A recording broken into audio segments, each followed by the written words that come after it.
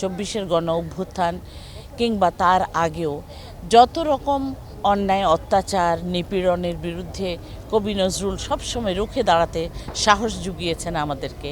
বাংলাদেশের আমাদের জাতীয় কবি কাজী নজরুল ইসলাম আজকে ১২৭তম জন্ম জয়ন্তী প্রতি বছর আমরা পালন করি। এভাবেই সকলেই খুবই স্বতঃস্ফূর্তভাবে আমরা একত্রিত হই। তবে কোনো একটি দিনে এইসব মহান আত্মা শুধুমাত্র একটি দিনের এই শুভক্ষণের জন্য বসে থাকে তা নয়, সারাটি বছরের প্রতিটি মুহূর্তে তার যে সৃষ্টি রয়ে গেছে, মাত্র ২২ বছর ৩ মাস অধিক কাল তার সমগ্র সৃষ্টি, সেই সমগ্র সৃষ্টির মধ্যে তিনি যে বিচরণ করেছেন কতটা দৃঢ়তার সাথে সেটা তো সকলেই আমরা জানি। তবে সংস্কৃতির সব রকম আঙ্গিকে তিনি বিচরণ করেছেন অত্যন্ত দৃঢ়তায়। আর তার সাথেই তিনি নিজেই নিজের অভিভাষণে বলে গেছেন যে সাংস্কৃতিক সবগুলো অঙ্গনে আমি যা করতে পেরেছি, আমি যা দিতে পেরেছি, তার মধ্যে সঙ্গীতেই সবচেয়ে বড় অবদান। আমরা কখনো তুলনা করতে চাই না যে এত কম সময়ে একজন কবি এত বড় বিশাল ভাণ্ডার সৃষ্টির কিভাবে রেখে যেতে পারেন, কিভাবে মানুষের জন্য অকাতরে এই ভালোবাসা দিয়ে যেতে পারেন।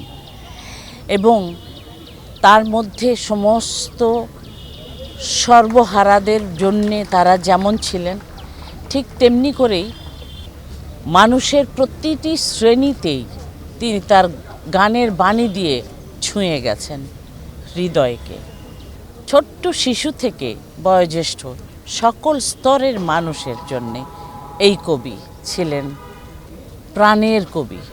সঙ্গীতের অঙ্গন থেকে যদি কথা বলি, তাহলে সুরের, তালের, লয়ের, বৈচিত্র্যের, এমনকি বাণীর সাথে অন্য বাণীর সংমিশ্রণে তিনি ছিলেন অসাধারণ, অনন্য।